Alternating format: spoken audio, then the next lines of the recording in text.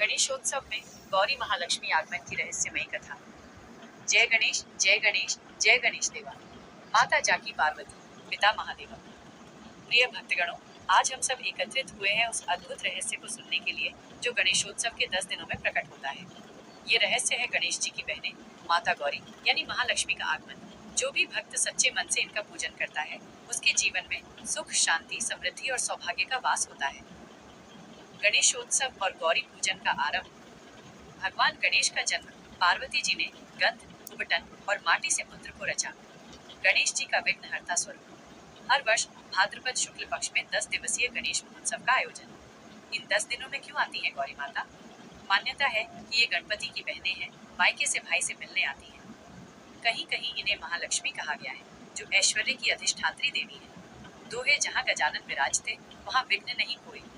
गौरी संग महालक्ष्मी करे कृपा सब सुई। गौरी बहनों की रहस्यमयी कथा। समुद्र मंथन के समय देवी लक्ष्मी का प्रकट होना। शक्ति के दो रूप महालक्ष्मी और गौरी। शिव पुराण में वर्णित गौरी शिव शक्ति है और लक्ष्मी विष्णु संग निवास करती है। लोक परंपरा में दो बहनें हर साल गणपति के पास आती हैं। ये बहनें धन, ऐश्वर्य और सौभाग्य लेकर आती हैं। भाइयों और बहनों, जरा कल्पना कीजिए, गणेश जी घर आंगन में विराजमान है और अचानक उनकी दो बहनें सजी धजी सोने चांदी के आभूषण पहने मंगल गीत गाती हुई कलश और नारियल ले प्रवेश करती है। क्या दृश्य होगा वो! पूरा गांव, पूरा मोहल्ला गूंज उठता है। गौरी माता की जय, महालक्ष्मी माता की जय। पूजन विधि और स्वागत। हल्दी, कुमकुम, अक्षत, फूल और सुपारी से गौरी माता को कलश या प्रतिमा के रूप में विराजित किया जाता है। महिलाएं रात भर मंगल गीत गाती हैं। कथा। एक निर्धन स्त्री ने प्रेम से गौरी पूजन किया। माता प्रसन्न हुई और उसके घर में अन्न धन की वर्षा हुई। ये परंपरा केवल पूजन नहीं, भाई बहन के पवित्र स्नेह का भी प्रतीक है। भजन। आली आली गौरी, आली आली लक्ष्मी, सोनेच्या पाळण्यात झुलवूया आपण। रहस्यमयी चमत्कार। जो भी भक्त गौरी पूजन करता है उसके जीवन में धन की वृद्धि होती है, रोग दोष मिट जाते हैं, परिवार में सौहार्द और सुख शांति आती है। कथा है, एक राजा ने घमंड में गौरी पूजन नहीं किया, उसका राज्य नष्ट हुआ। एक गरीब गृहस्थ ने बहन मानकर पूजन किया, उसके घर में चमत्कारिक समृद्धि आई। देखो भक्तों, देवी का यह खेल निराला है। जहाँ सच्चा भाव है वहाँ गौरी दौड़ी चली आती है, और जहाँ अहंकार है वहाँ राजमहल भी सूना हो जाता है। यही माता का अद्भुत रहस्य है।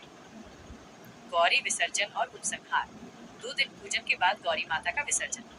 जीवन का हर सुख दुख क्षणिक है, परंतु देवी का आशीर्वाद स्थायी है। विसर्जन के समय महिलाएं गीत गाती हैं।